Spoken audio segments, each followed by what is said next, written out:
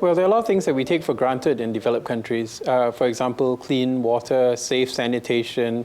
And these are things which have made huge differences, especially in terms of infectious diseases. In fact, there's a graph that has been put up in the CDC's MMWR, which is a publication by the CDC, which shows the infectious disease mortality. That means deaths from infectious disease in the 20th century.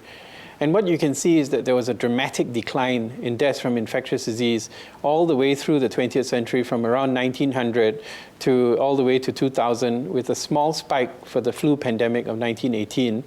But what is important is that the decline in deaths from infectious disease was long before the development of antibiotics, and it was long before the development of the first vaccines. So in fact, the decline in deaths from infectious disease was due to things like the chlorination of water, and due to state health departments, which reduced overcrowding in tenements in Los Angeles and New York, which meant that fewer people were at risk of diseases like tuberculosis. So basic, food, water, hygiene, these are things that make a huge difference for infectious diseases, and these are things that we take for granted in the developed world.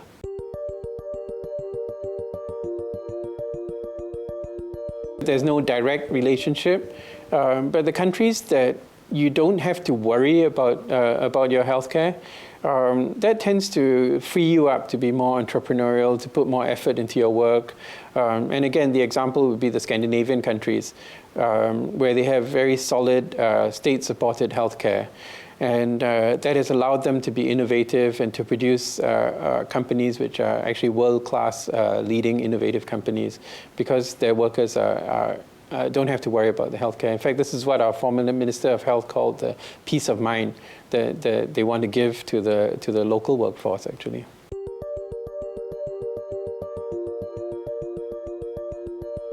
Oh, definitely. And I mean, there's no question about it. You look at what happened with Ebola.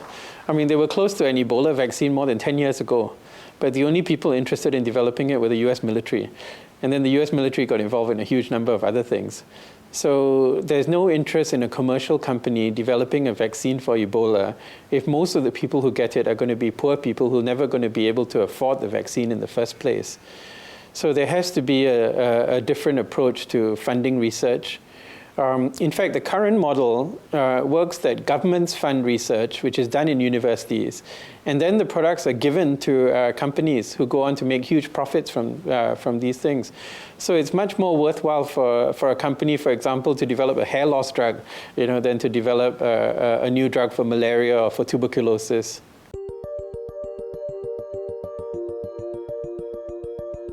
There are arrangements such as the TRIPS agreement under the WTO, where a country can declare a condition an emergency, and they can override patents. Or countries like India and China have taken a novel approach to patents, where they patent the process. They don't necessarily patent the drug itself. But these are constantly being challenged by the major pharmaceutical companies. A great example about how the lack of patents can actually lead to tremendous innovation and a public health good is the example of polio. Now, as many people know, the polio vaccines, there were two of them, developed by Jonas Salk and Albert Sabin in the 1950s. And these vaccines were studied in huge clinical studies done in the United States, in Russia, and in Singapore with Prof Montero at the old SGH Department of Medicine. And these studies were funded by governments. And what happened was Salk and Sabin, they showed that the vaccines worked, and instead of patenting it for themselves or from any company, they donated the patents to the World Health Organization.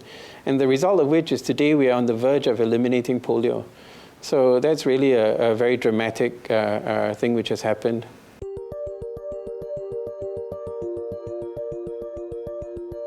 I choose my words very carefully. I would start by saying that we are now in the midst of a pivot, of a change from a reactive, illness-based medical system into a proactive, wellness-based health system. So I'm very particular when I hear words like healthcare, and then I think about well care. Because personalized healthcare, that begins to talk about you might have a disease or an illness, and here's the specific medications that are best for your illness. And the problem is that medicine has been overwhelmingly focused on fixing what is broken. I'm now deeply passionate, if not obsessed, with preventing people from ever getting sick in the first place, helping them with the tools that are available today so that they can maintain their health and avoid going to doctors at all. So for me, there's personalized medicine, which is very important, and there may be personalized health, but what I really focus on in my practice of healthy individuals, not even patients, is personalized wellness. I can use all of the technology that's out there, from genomic medicine to routine blood tests to activity trackers and vital signs. But at the end of the day, I would use that information to identify an individual either at risk or an individual with a problem. But these problems aren't solved with drugs, and certainly if medicine is needed, often we can create a lifestyle intervention and use the drugs as a transition from an ill state to a well state. So what we do is we talk to people. We get the data. The data is critical because the future of healthcare is going to be based around predictive analytics. But after all the high-tech work is done, you have to sit down face-to-face and confront someone and say, you can't eat so much carbohydrate. You need to get more than 4.5 hours sleep. You can't drink 15 and 25 units of alcohol every week and not expect to get a problem. That's where we go, and it's an easy discussion because right now I can tell you simple basic facts. 70% of adults in developed countries, as a generalized idea, are going to die from heart attack, stroke, and cancer. This is predictable. But at the same time, World Health Organization tells us that 70% of all cancers are preventable. So we have a lot of interventions that we can do that are low-tech, common sense. But what it really takes is time. It takes partnership between patients, or as I call them, civilians, and doctors. But honestly, doctors are very busy taking care of those who are sick. And doctors are trained to take care of those who are sick, at least today. And importantly, there's not a very strong reimbursement mechanism for doctors to give advice to stay healthy. It's a fact.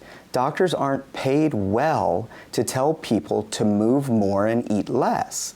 They get paid well for procedures. They get paid for prescribing drugs or ordering x-rays. But to spend 30 minutes talking to a single mother who's obese and drinking too much and worried about an 8-year-old child and is depressed, that's not going to be reimbursed very well by any healthcare system here or abroad.